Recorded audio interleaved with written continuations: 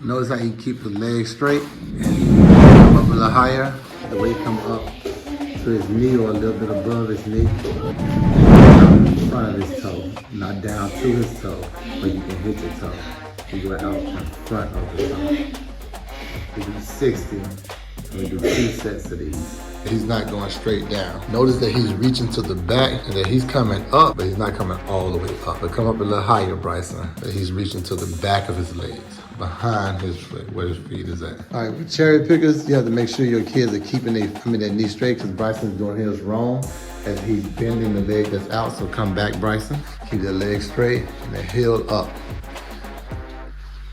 And keep that toe dorsiflex.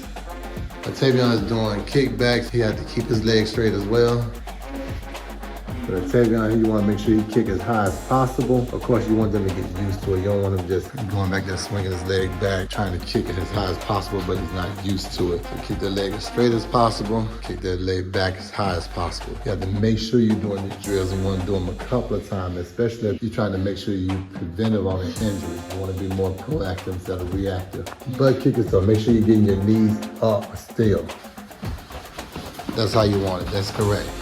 That's correct. Those are the butt kickers you want. The backwards butt kickers, I mean, they get to do, however, it kind of tells you to keep your knee down. And you don't want to practice bad mechanics, how to work mechanics in this drill. All right, this is another drill that I invented myself because I know how hamstrings are lacking. It helps with the ham, but it also helps with the quad. You're gonna lean all the way down. You're gonna roll back with the heel up. Dorsiflex that toe, gonna go all the way down, roll back, that's where you straighten it out. As much stretching and rehab type work within your drills and within your workout, so you don't have to rehab because of injuries. When you go forward, you're stretching this hip flexor out as well. This should be tight. That should be more than 90 degrees. Now go back. Now when you go back, you should feel it here, because you should be holding yourself. Yes, you're holding for balance here, but your weight should be on here. And then you should also be feeling the stretch here, because this should be dorsiflex. This should be pulled back. Let's go. See the way he pushed up off of that quad. Kick back. Good job. This drill right here is a more aggressive drill. This is more high impact than the stretching drill. I want you to make sure that you notice that his butt is off the ground, so it's more high impact. You notice he's not fully unlocking his leg. He's not fully bringing his leg in as well. They're more aggressive for a more aggressive athlete. They're gonna do both legs, 25 on each side, singles, and then they're gonna do both legs 25 together. Okay, this for the lifters. When doing it in the gym, his shoulders should stay back. Just keep your shoulders back.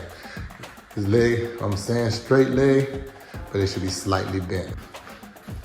Don't lock the knees. Your knees look like they're locked. Correcting your athlete, because when you tell them to keep their legs straight, they're going to lock their knees, and they shouldn't be locked. This right here is more low impact, in place, just like the drills when you're walking. Stand on one single leg. The same drill alternating. This is for athletes that are just starting to do this and you don't have a lot of room. So how many we have them doing? It depends on the athlete. They're running longer distances, like 400s and etc. You want to put that number up to like 60. Now working a hamstring, you don't have to do a lot of weight. More control going down, but explode up. You focus on that other hamstring. Your lower back, your hamstring, your glutes, the back of your calves, all that works together. So you're gonna feel it. So you don't have to have a lot of weight when working that hamstring, if any. Let's see how you contract.